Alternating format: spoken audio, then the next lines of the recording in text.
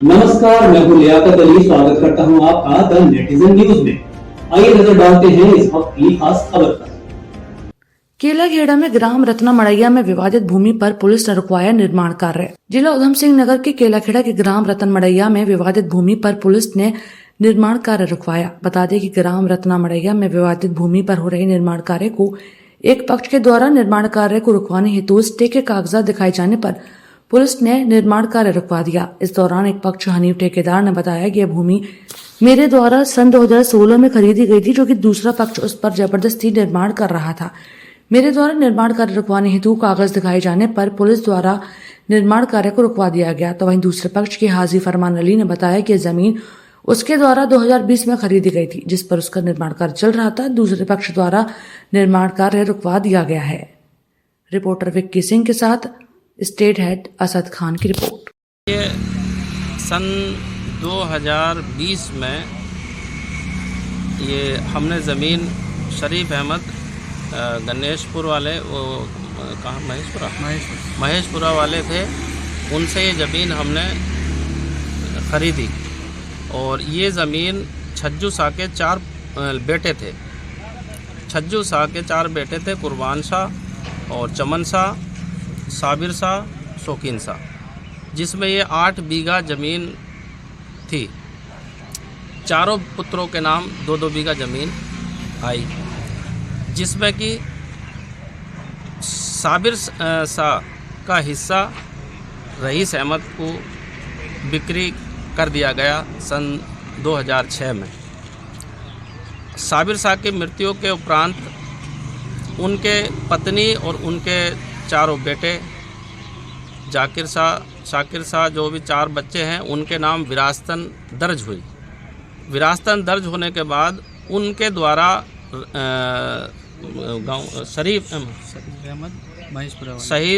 अहमद को रजिस्ट्री कर दी गई 2006 में। साबिर शाह ये शरीफ अहमद ने हमको 2020 में रजिस्ट्री करके दी है।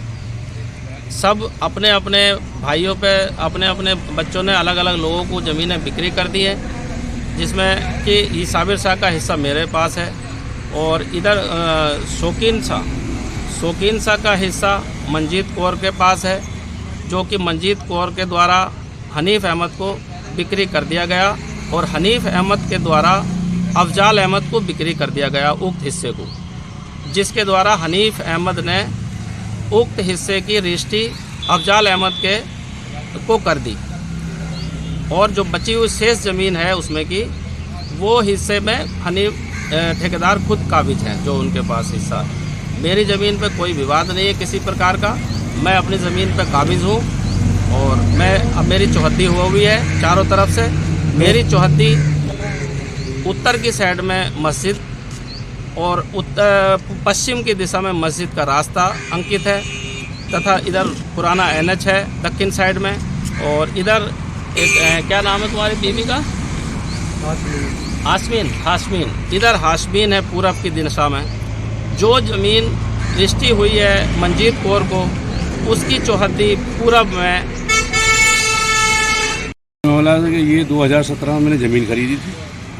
2017 में इसकी रजिस्ट्री मेरे नाम है और ये जगह मेरी पड़ी हुई थी, जैसे दरवाजे में खुले हुए खाली प्लॉट था। ये जगह फिर फरमान हाजी है कोई भट्टे वाले महतूस के, उन्होंने खरीदी। उनका ये काम है कमज़ोर आदमी की मतलब जो है ज़मीनें खरीद के उन पर ज़बरदस्ती कब्जा करना।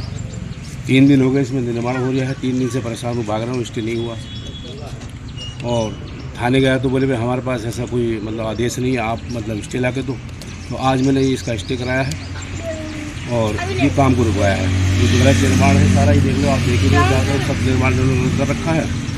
मेरी ज़मीन पे फर्जी तरीके से कब्जा कराना, एक कब्जा होना, ये गलत है।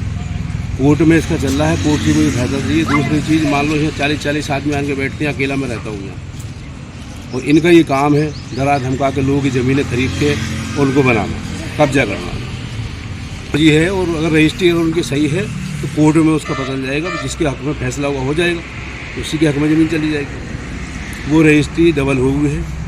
मेरी 2017 की रजिस्ट्री है, इनकी 2020 की है।